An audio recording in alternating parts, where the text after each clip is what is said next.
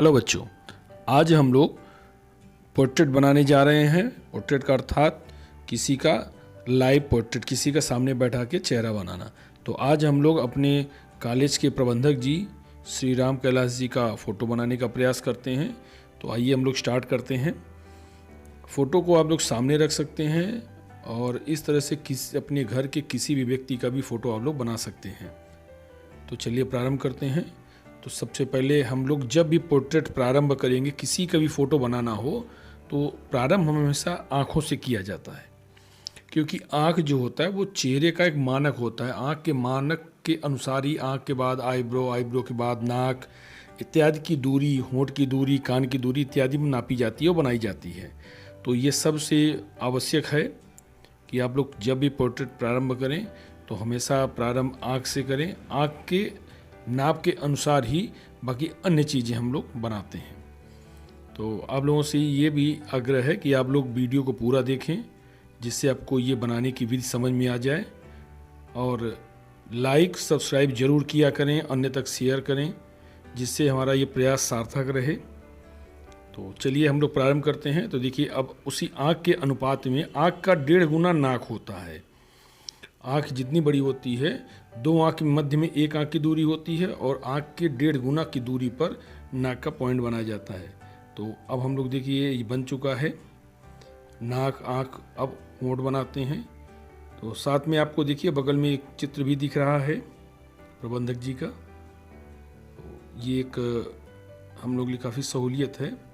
और आप लोग किसी का भी बनाना हो तो उनको सामने बैठा के, सबसे सहज रहेगा कि किसी की फ़ोटो अपने पास रखिए और देख के उसको बनाएं।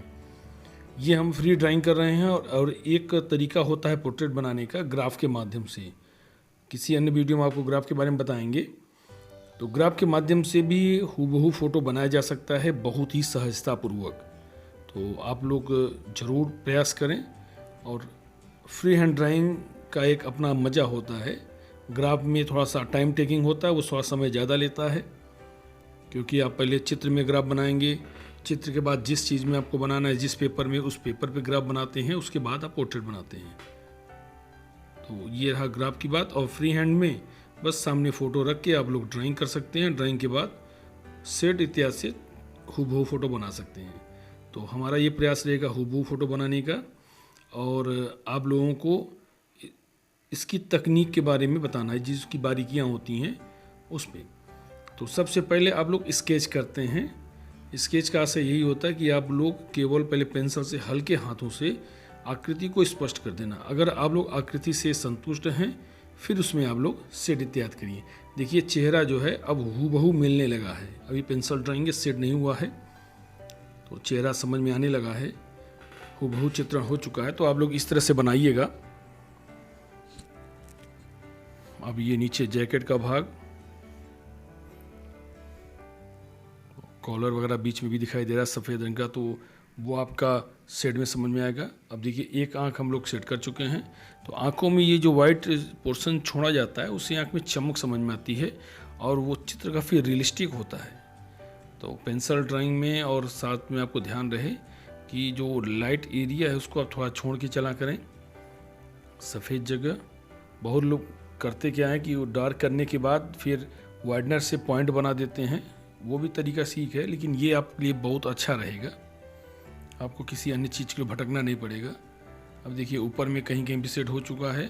सेट करने के बाद पेंसिल को आप इस तरह से रब करें, हल्के हल्के हाथ से चलाइए कि वो बिल्कुल मिक्स होता जाए। आप लोग पेपर का बेडिंग स्टम्प बना सकते हैं। पेपर का राउंड शेप बना के उसको हल्के हल्के हाथ से रब करेंगे तो चित्र आपका मिक्स हो जाता है, बिल्कुल रंग जैसा समझ में आने लगता है। तो अब देख सकते हैं चित्र काफ़ी हद तक स्पष्ट होने चला है। आँखों के आसपास की चीज़ें देख सकते हैं, काफ़ी चमकदार दिख रही हैं।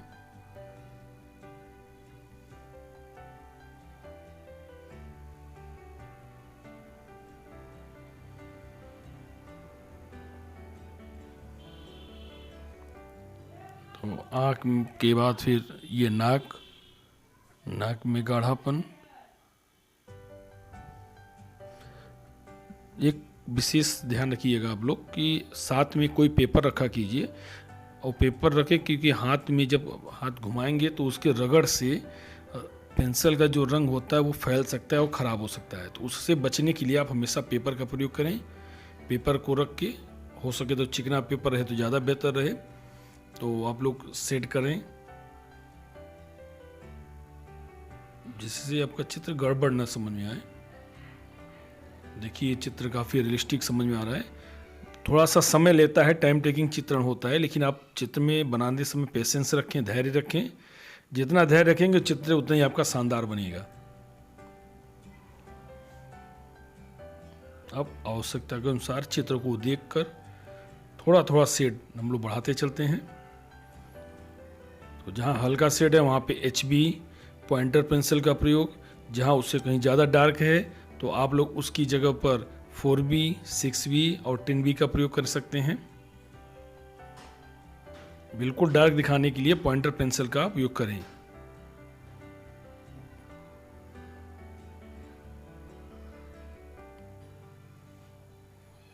डार्क तो थोड़ा थोड़ा ही डार्क दिखाएं, सॉफ्टनेस बना रहे चित्रण में।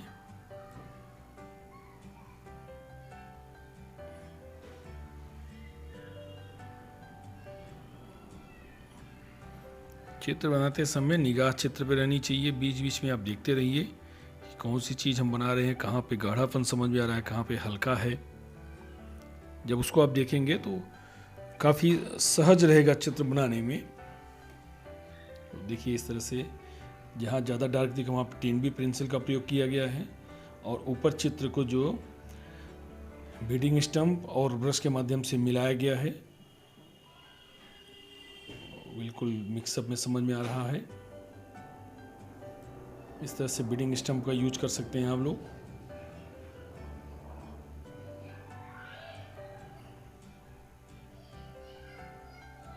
आशा है कि आप लोग पेन पोर्ट्रेट बनाना सीख चुके हैं। काफ़ी सरल है, इंटरेस्ट रहे और धैर्य रखें तो काफ़ी बेहतर और अच्छे से सीख सकते हैं। और मुझे आशा है कि मेरा प्रयास अब तक पहुंच रहा है, आप लोग सीख रहे हैं।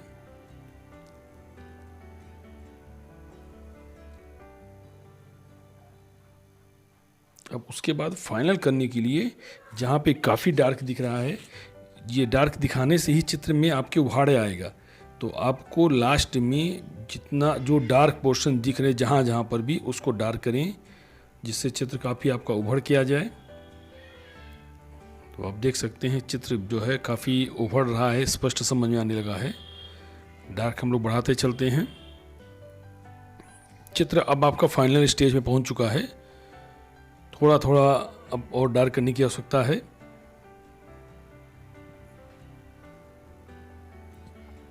कपड़े का भाग ऊपर में जहाँ जहाँ पे कुछ झाइयाँ दिख रही हैं, जो प्राकृतिक रूप दिखाने का प्रयास किया गया है। अब आप देख रहे हैं बिल्कुल चित्र जो है काफ़ी सुंदर समझ में आ रहा है।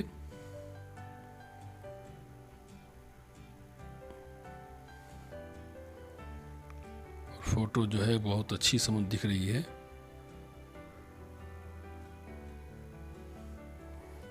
और जहाँ पे आपको ज़्यादा डार्क दिखाना है वहाँ पे इस तरह से पेपर के माध्यम से उसको रब कर सकते हैं। इससे आप देखिए कपड़ा बिल्कुल काफ़ी अच्छा लग रहा है। आशा है चित्र आपको समझ में आ गया है, पसंद आया। इसको ज़रूर शेयर करें, अन्य तक पहुंचाएं, लाइक कमेंट ज़रूर किया करें। बहुत बहुत धन्यवाद।